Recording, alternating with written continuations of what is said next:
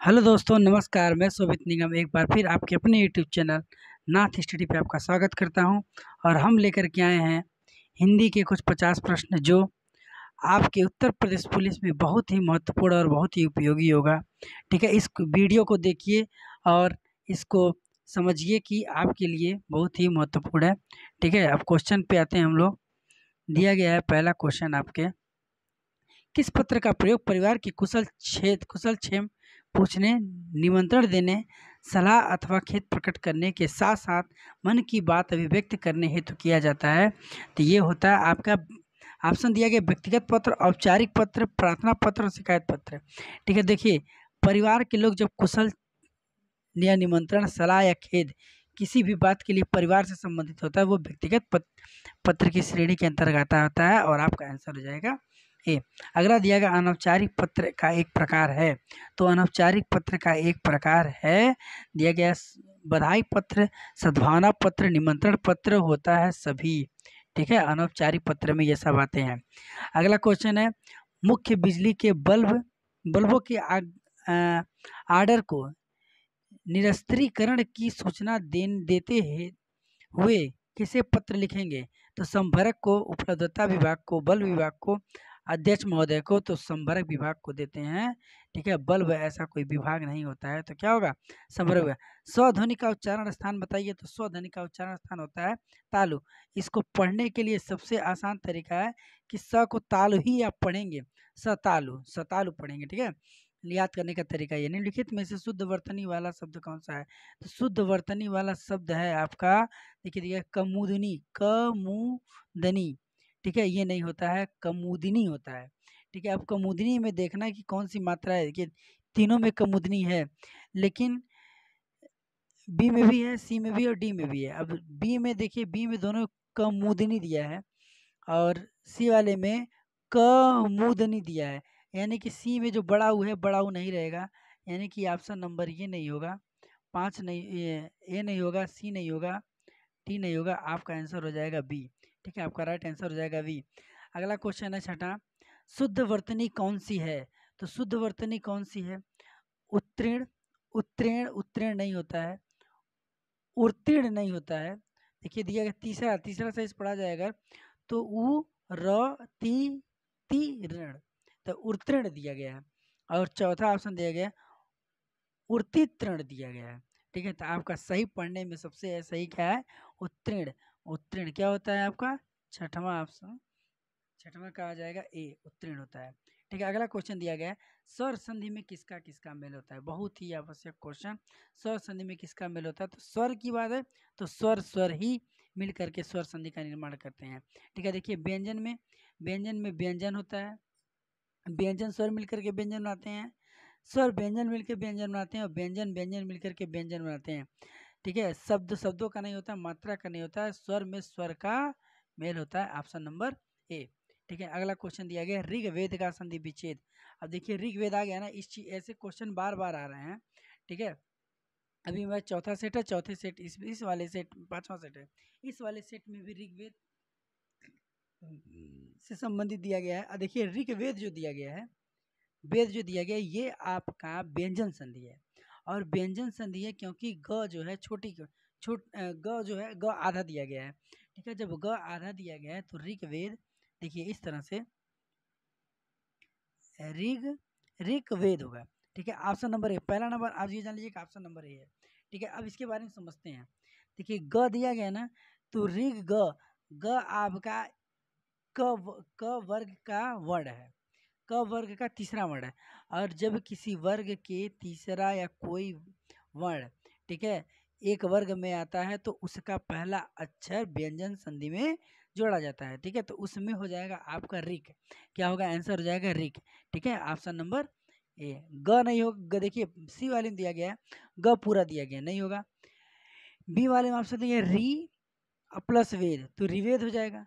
और चौथे वाले में दिया गया है री धन गवेद, तो ये नहीं होता है, और ऑप्शन आपका हो जाएगा ऑप्शन नंबर ए। ठीक है, अगला क्वेश्चन दिया है गौशाला में कौन सा समास है?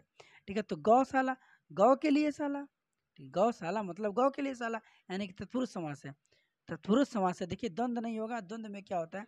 द्वंद्व में दोनों बराबर चीजें होती हैं। ठीक है, दोनों समान चीजें होती हैं वो आपका द्वंद्व समास होता है। बहुब्रीहि समास, बहुब्रीहि समास में क्या होता है, द्वंद्व समास में दोनों पद प्रधान होते हैं, ठीक है। तत्पुरुष और बहुब्रीहि समास में कोई पद प्रधान नहीं होता है, यानी तीसरे व्यक्ति को इंगित कर रहा है, और गौशाला तीसरे को इंगित नहीं करेगा, ठीक है।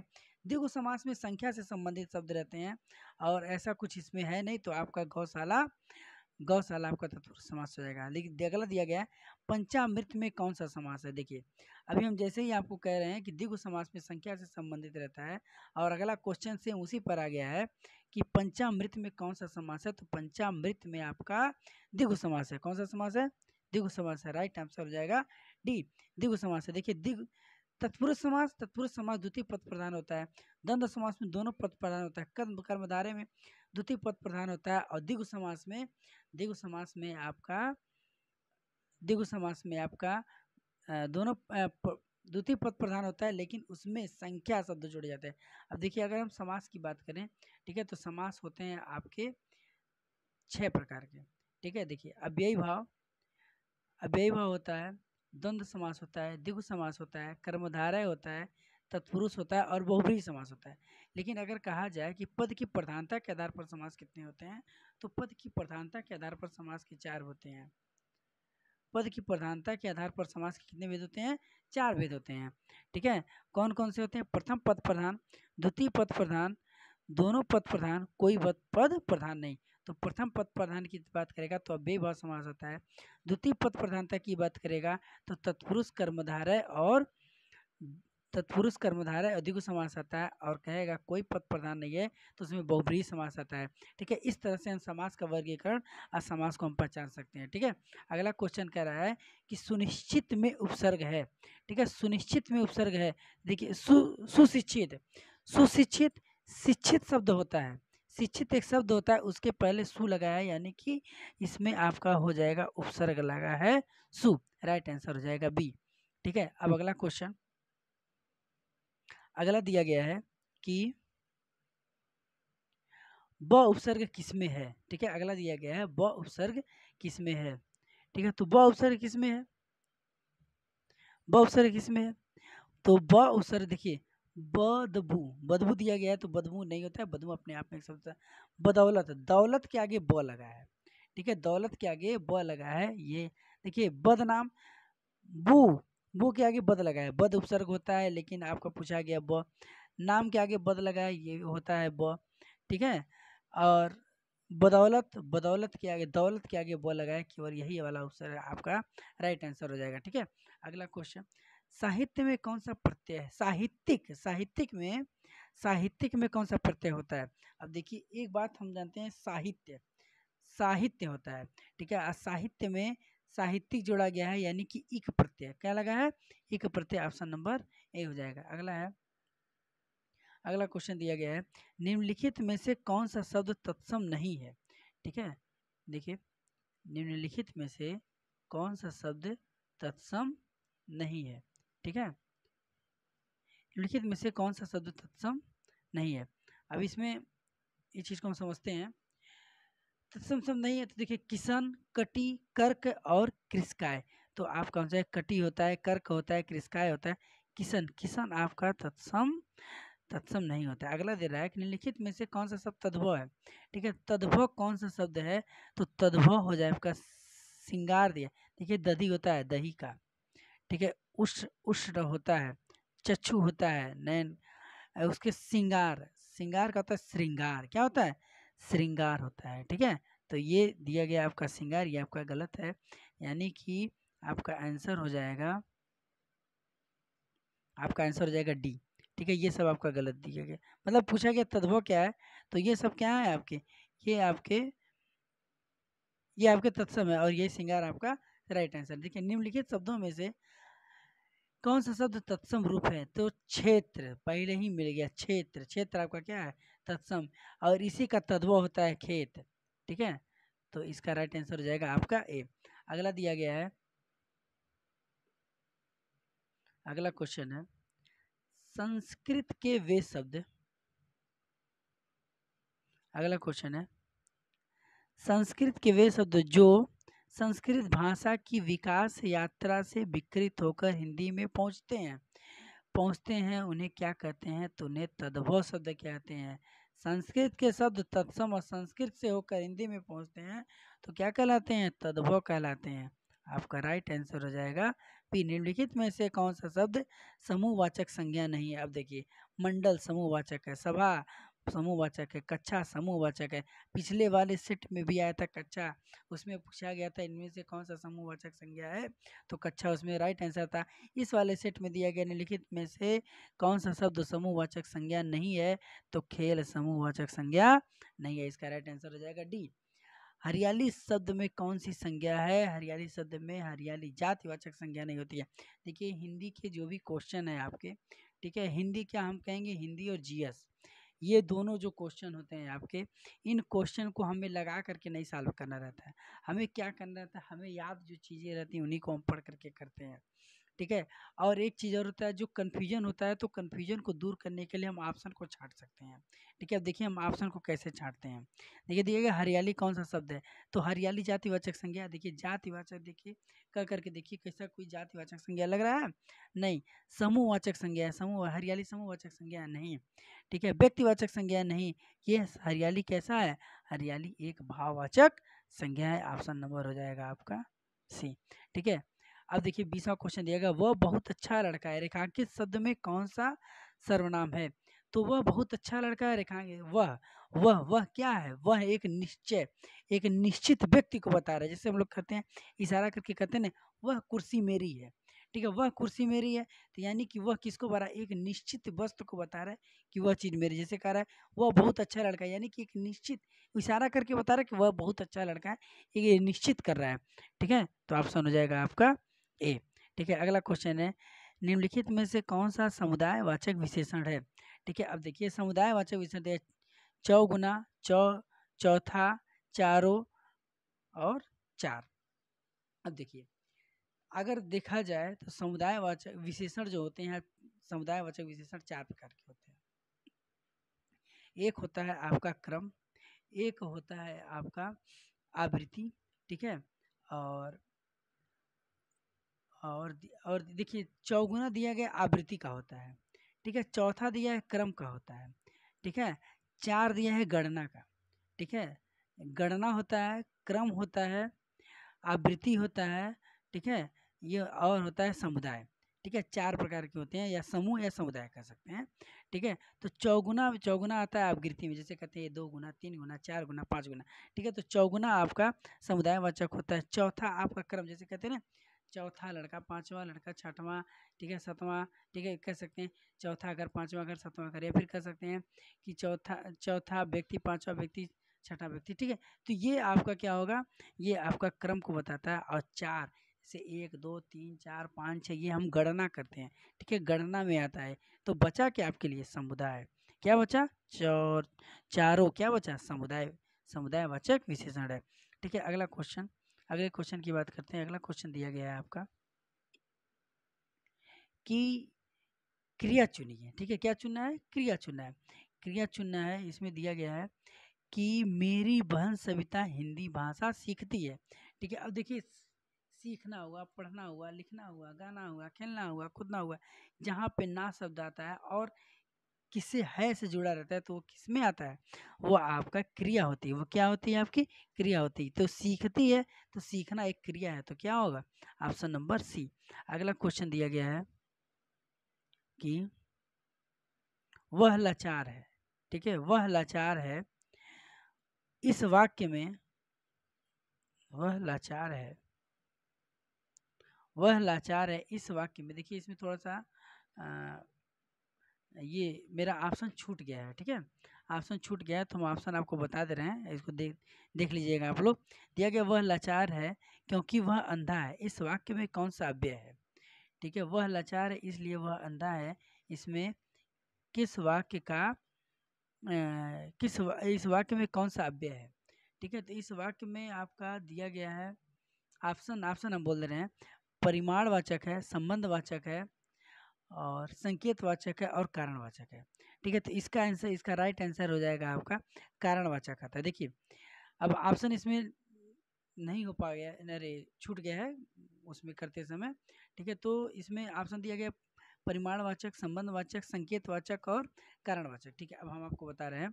परिमाणवाचक नहीं होगा क्योंकि परिमाण क्या होता है, माप तौल होता है। ठीक है, ये नहीं होगा क्योंकि इसमें किसी की गिनती या माप उप नहीं किया जाता। ठीक है, संबंधवाचक, संबंधवाचक कहता है जैसे जैसा वो करेगा वैसा भरेगा, जैसा वो पढ़ेगा वैसा वैसे पास होगा। ठीक है, जो आया सो जाएगा। ठीक है, जिसने पढ़ा है उसने सफलता प्राप्त की। तो ये सब जिससे जोड़ करके शब्दों को बोला गया था, वो आता है आपका संबंध का। संबंध मतलब किसी को जोड़ने का काम कर रहा है। संकेत, संकेत मतलब होता है कि किसी तरह से किसी को हम संकेत करते हैं, संकेत करके हम बताते हैं कि यह वह है।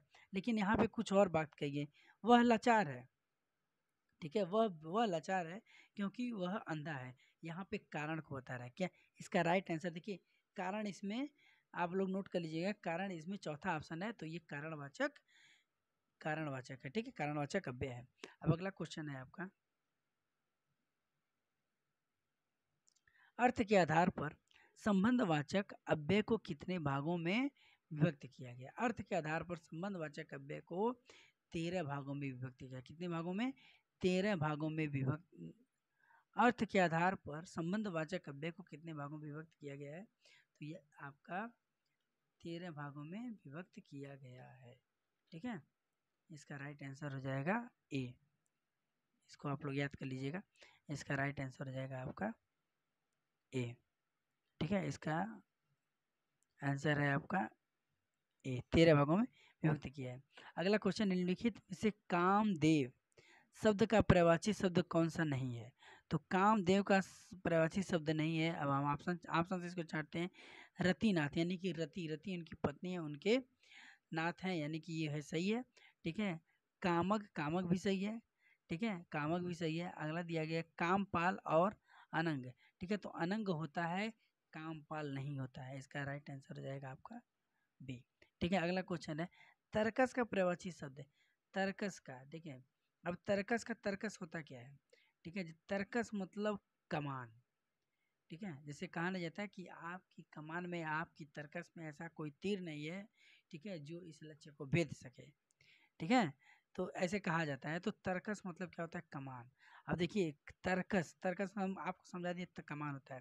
ठीक है, अब देखिए तीर, तीर दिया गया ना, तो तीर तो होगा नहीं क्योंकि तीर तर्कस में रखा जाता है। धनुष नहीं होगा क्योंकि धनुष से तीर को चलाया जाता है, ये नहीं होगा। प्रतिंचा जो डोरी रहती है ना, जो धनुष की डोरी रहती है उसे प्रतिंचा कहते हैं।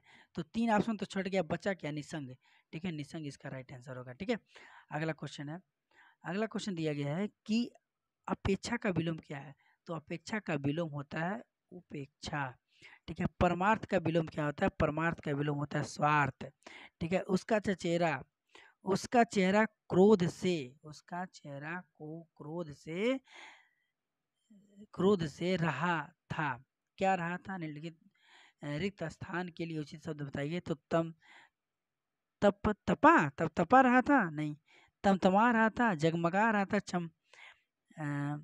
चमचमा रहा था। तो नहीं, क्रोध, जब क्रोध की बात रहेगा तो नहीं कहते हैं कि क्रोध से वो तमतमा उठा।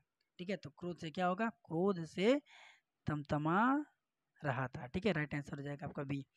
आपका आचरण दूसरों के लिए क्या बनेगा, आपका आचरण दूसरों के लिए दृष्टांत बनेगा, नहीं उदाहरण बनेगा, नहीं अनुकरण बनेगा, नहीं उदाहरण बनेगा। आपका आचरण दूसरों के लिए क्या बन सकता है, उदाहरण बन सकता है। ठीक है, अगला क्वेश्चन, अन्य मनस्क के लिए उचित वाक्यांश चुने थे। जिनका मन अपनी ओर हो, ठीक है, जिनका मन किसी दूसरी ओर हो, जिनका मन निर्मल हो, जिनका मन केंद्रित हो। ठीक है, तो अनमनस्य मतलब अन मतलब अन्य। ठीक है, अन मतलब अन्य। ठीक है, अमनस्य मतलब मन। ठीक है, तो हो जाएगा मनस्य मतलब मन, यानी कि जिसका मन दूसरों की ओर, और किसी में दूसरों की बात नहीं की गई है।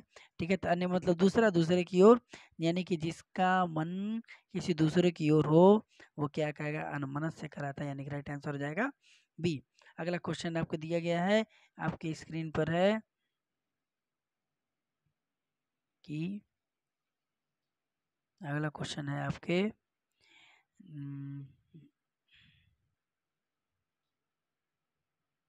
अगला क्वेश्चन दिया है, जो मृत्यु के मुख से आने को है, जो मृत्यु के मुख से आने को वाक्यांश के लिए एक शब्द है।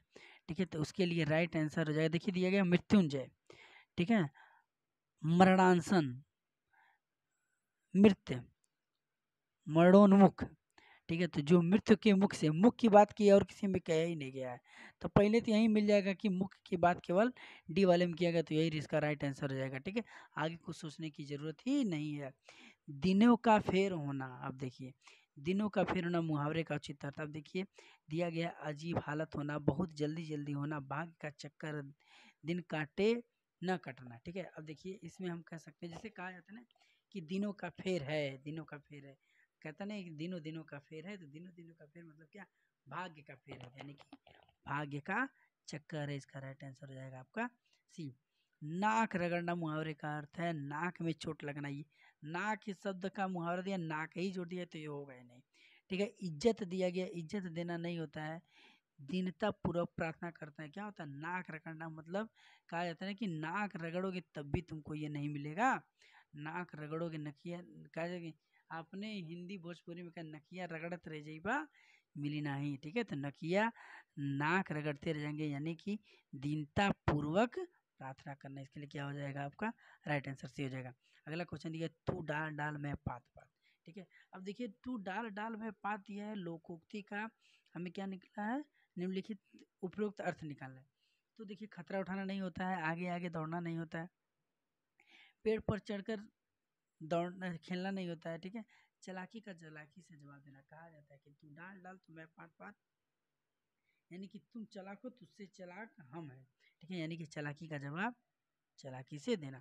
अगला क्वेश्चन, उसने कहा कि मैं घर जाऊंगा, इस तरह का वाक्य है, उसने कहा कि मैं घर जाऊंगा, किस तरह का वाक्य, देखिए जहाँ पे की आ गया, जो आ गया, जो कि आ गया, जिसने आ गया, जिसको आ गया, जिसे आ गया, वह मिश्रित वाक्य होता है, और कहा गया है कि उसने कहा कि मैं घर जाऊंगा, तो ये आपका मिश्र वाक्य है।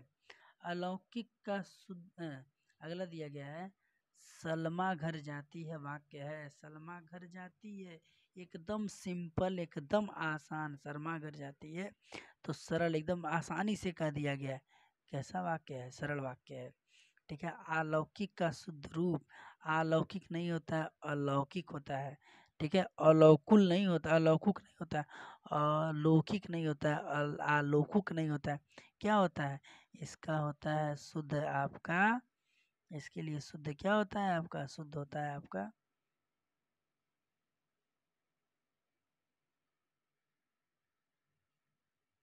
इसके लिए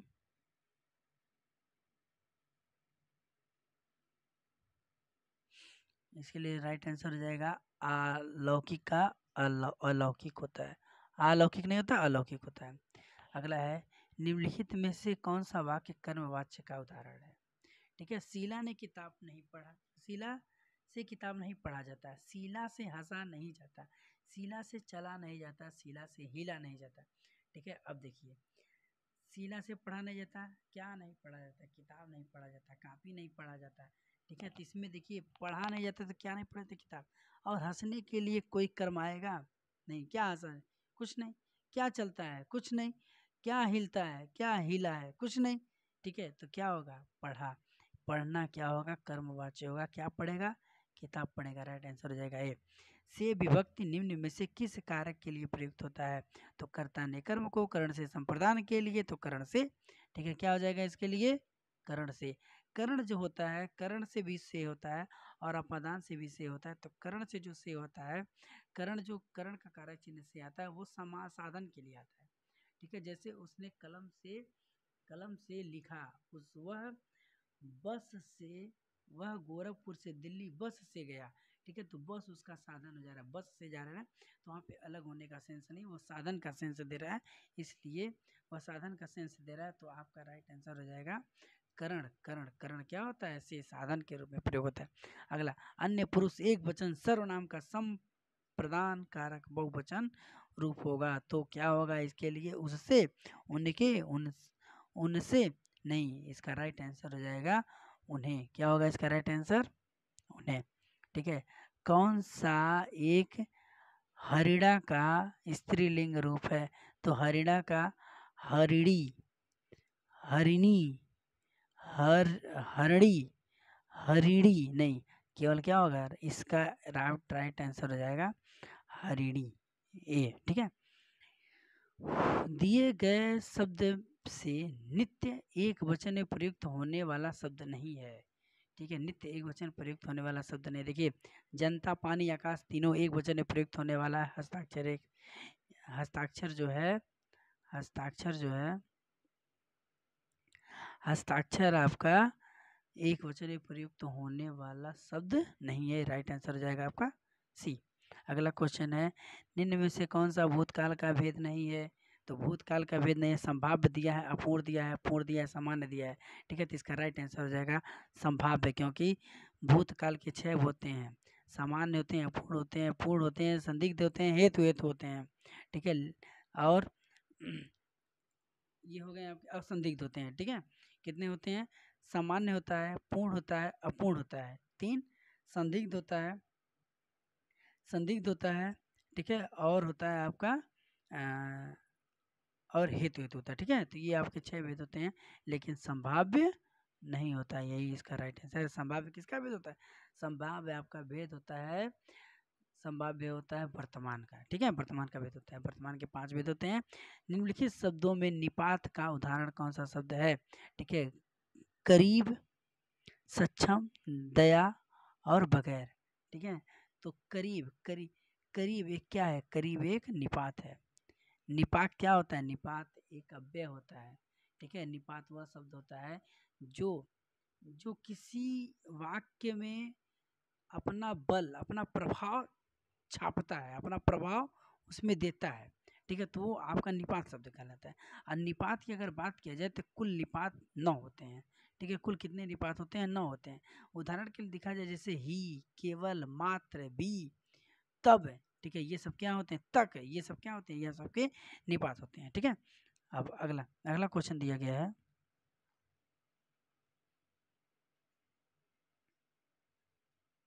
अगला क्वेश्चन है कि निम्नलिखित में से अनुपयुक्त शब्द का प्रयोग संबंधी अशुद्धि किस वाक्य में है? अनुपयुक्त, हर एक खिलाड़ी मैदान में पहुंच गए, सड़क पर बहुत भीड़ है, अध्ययन के लिए अच्छी पुस्तकें आवश्यक हैं, साहित्य और संस्कृत का गहरा संबंध है। ठीक है, तो इसमें दिया गया है अशुद्धि, मतलब अनुपयुक्त शब्द का प्रयोग, यानी ऐसा शब्द जो जहाँ पे उसकी ज़रूरत नहीं है। ठीक है, और शब्द से संबंधित है। ठीक है, तो इसके लिए हो जाएगा आपका, इसके लिए दिया गया है हर एक खिलाड़ी मैदान में पहुंच गए। तो देखिए, यहाँ पे हर खिलाड़ी मैदान पे पहुंच गए। ठीक है, इसके लिए अनुपयुक्त शब्द कौन सा है? एक है, एक आपका अनुपयुक्त शब्द है। ठीक है, अगला क्वेश्चन दिया गया है, भारतीय संविधान में हिंदी भाषा को मान्यता कब प्रदान की गई थी? तो भारतीय संविधान में हिंदी को मान्यता 14 सितंबर 1949 को ही प्राप्त की गई थी, और उसी दिन हिंदी दिवस मनाया जाता है। 14 सितंबर को हिंदी दिवस मनाया जाता है, और 10 जनवरी को विश्व हिंदी दिवस मनाया जाता है। छत्तीसगढ़ किस भाषा के अंतर्गत है? तो छत्तीसगढ़ देखिए उत्तर प्रदेश के पूर्व में पड़ता है। ठीक है, ये भारत के पूर्वी राज्य के क्षेत्र में पड़ता है, और सीधे सीधे पश्चिमी राजस्थान में है। राजस्थानी नहीं होगा, बिहारी नहीं होगा, और क्या होगा? छत्तीसगढ़ पूर्वी भाषा के अंतर्गत, पूर्वी हिंदी के अंतर्गत आता है। ठीक है, अगला क्वेश्चन है आपका, कुछ लोगों को विश्वास है। ठीक है, कुछ लोगों को, तो देखिए, सम पीपल माने लोग होता है, आगे ऑप्शन देख लिया जाए। सम पर्सन मतलब व्यक्तिगत होता है, पर्सन मतलब व्यक्तिगत होता है। बिलीव फॉर पीपल पीपल से विश्वास नहीं। ठीक है, तो क्या होगा? कुछ लोग को विश्वास है, तो यानी कि सम पीपल बिलीव। ठीक है, राइट आंसर ये हो जाएगा। अगला क्वेश्चन दिया गया है, reducing our consumer is very much in our interest है। ठीक है, तो वाक्य के लिए शुद्ध हिंदी क्या होगा? तो वाक्य के लिए शुद्ध हिंदी हो जाएगा, देख लेते हैं, चारों ऑप्शन हम चेक कर लेते हैं। ठीक है, चारों ऑप्शन हम चेक कर लेते हैं, देखिए क्या देता है। दिया गया हमारे लिए उपभोक्तावाद हितकर है। हमारे लिए उपभोक्तावाद को कम करना अपने ही हित में है। ठीक है, देखिए यहाँ पे very much in our interest है। ठीक है, देखिए कंज्यूम मतलब होता है कि उपभोक्ता। ठीक है, को कम करना, यानी कि इंटरेस्ट, इंटरेस्ट मतलब को कम करना है, ठीक है, तो यानी कि इसके लिए राइट आंसर हो जाएगा बी, ठीक है।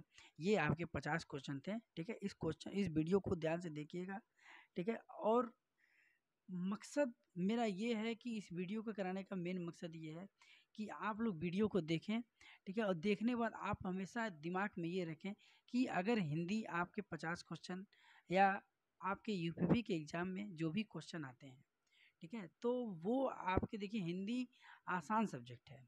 हिंदी एक आसान सब्जेक्ट है, लेकिन कठिन क्यों हो जाता है? कठिन कन्फ्यूजन की वजह से होता है। और और इसको आसान करने का मात्र एक तरीका है प्रैक्टिस सेट।